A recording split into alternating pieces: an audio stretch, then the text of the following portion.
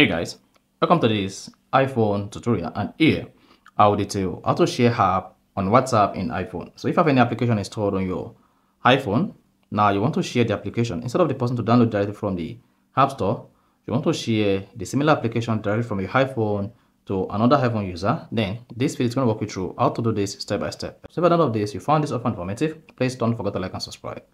Now to share app on WhatsApp in iPhone, all you just need to do is go ahead and locate the application I want to share on WhatsApp. Now let's say I want to share the Facebook application on my iPhone. Just press and hold the Facebook application like this. Then you'll see this pop up. Go ahead and click on share app.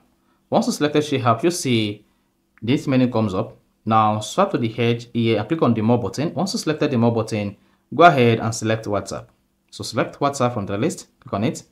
Then that's going to open your WhatsApp on your iPhone. Then select the contact where you want to share the application on WhatsApp. So let's say this contact. Then go ahead and click on next. Then you see the app link here. Go ahead and click on send.